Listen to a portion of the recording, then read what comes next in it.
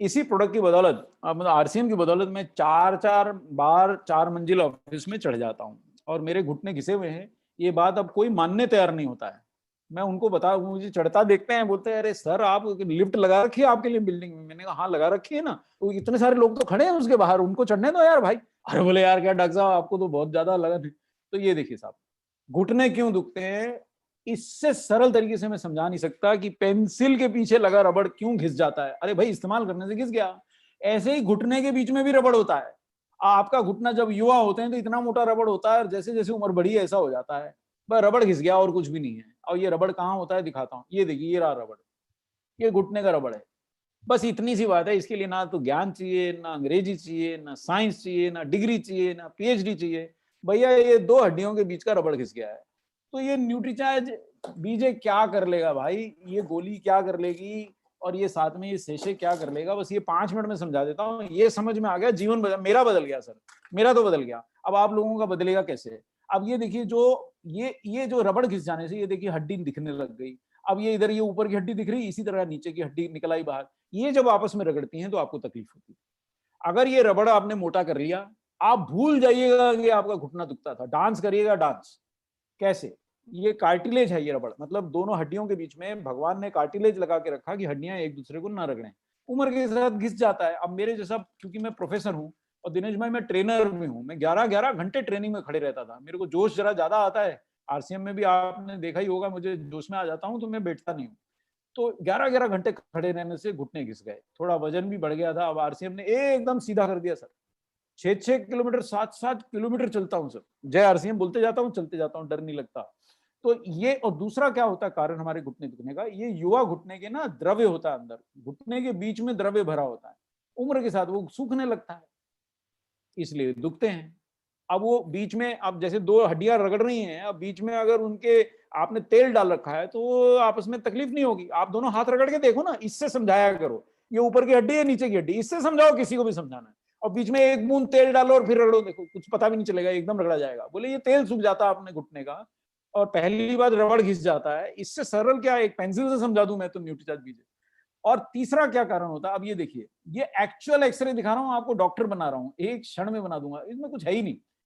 अब ये एक्सरे जब लो ना, तो ये जो द्रव्य है वो एक्सरे में आता नहीं, और ये जो रबड़ है इसमें से एक्सरे पार हो जाता है, इसलिए वो भी आता नहीं। अब ये हड्डियां ये हवा में टंगी क्यों हुई है भाई? जब आप खड़े हैं, ये खड़े घुटने की पिक्चर ली है, ये हड्डियों के बीच में कोई भूत है क्या? ये खड़ा कैसे आदमी भाई, दो हड्डियों के बीच में जगह कैसे है? अरे बीच में वही रबड़ है और बीच में वही द्रव्य है। और ये जिसके घुटने दुख रहे हैं उसका एक फोटो है, रबड़ घिस गया है और द्रव्य सूख गया है, वो हड्डियां गले मिल गई दोनों। अब गले मिल गई तो आपका घुटना काम नहीं करेगा, डम डम डिगा डिगा, मौसम भीगा भीगा, आप लड़खड़ा के चलेंगे। तो वो राज कपूर का गाना बजाइए, और ये मैंने आपको डॉक्टर बना दिया, एक्सरे दिखा दी। और इसके लिए देखिए कोई ब्रह्म ज्ञान नहीं चाहिए, अंधे को दिख रहा है कि ये दो हड्डियों के बीच में ये जगह क्या है भाई? ये जगह वही रबड़ है, कार्टिलेज रबड़ है, और वही द्रव्य है जो जॉइंट फ्लूइड जिसको बोलते हैं अंग्रेजी भाषा में या साइंस की भाषा में, जो सूख जाता है हमारी उम्र के साथ। तो आप पानी खूब पीजिए, कैल्शियम खूब खाइए, और वो चीजें खाइए जिससे कार्टिलेज का पुनर्निर्माण हो सके। जैसे आपका मकान थोड़ा उखड़ गया, प्लस्तर, आप उसका लिपापोती करवाते हैं तो मकान फिर से ठीक हो जाता है, टपकना बंद हो जाता है। इसी प्रकार आप अपनी कार्टिलेज का, घुटने की कार्टिलेज का, ये न्यूट्रीचार्ज के बीजे के सेशे पी लेता हूं मैं, इसकी गोली खा लेता हूं, उसके बाद सर 4-4 मंजिल चढ़ जाता हूँ, कोई समस्या नहीं होती। क्या करता क्या है बताता हूँ। देखिए ये, अच्छा एक एक ये भी बात मुझे बता दूं, ये एक युवा व्यक्ति की हड्डी का इलेक्ट्रॉन माइक्रोस्कोप है, ये वास्तविक फोटो है साहब। ये देखिए नीचे नीचे मैंने वो नाम भी लिखा है, ये यूनिवर्सिटी की वेबसाइट से उठाया हुआ फोटो है, मैंने नहीं खींचा है, इलेक्ट्रॉन माइक्रोस्कोप से। ये एक स्वस्थ हड्डी है, हड्डी के अंदर खोखली जाली रहती है जिसमें मिनरल डिपॉजिट रहते हैं, और ये खोखली हड्डी है।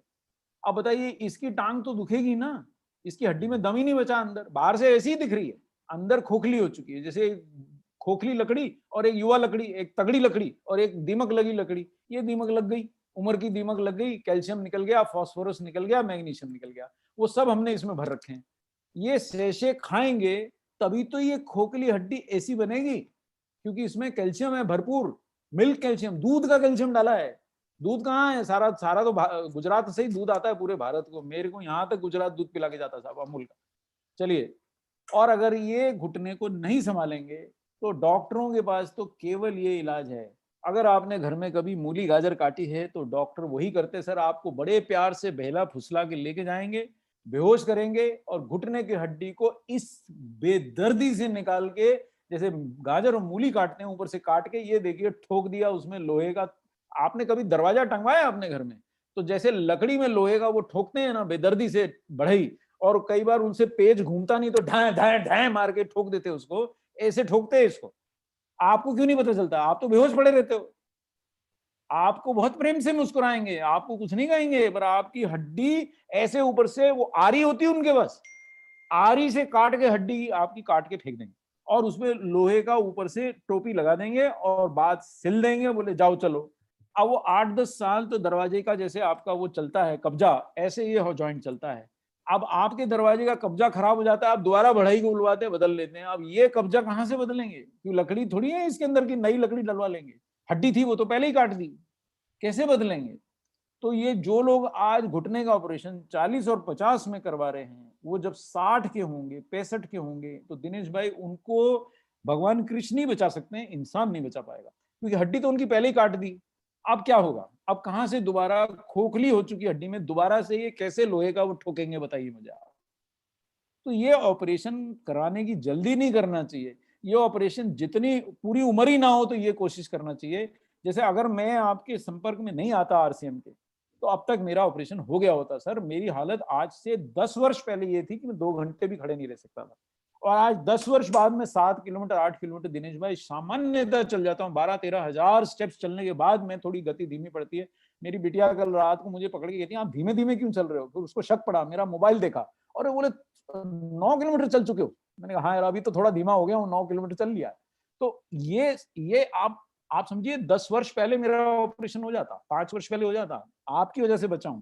इसलिए आरसीएम बोलता है ना रात को भी बढ़ाओ, तो मैं ना नहीं करता।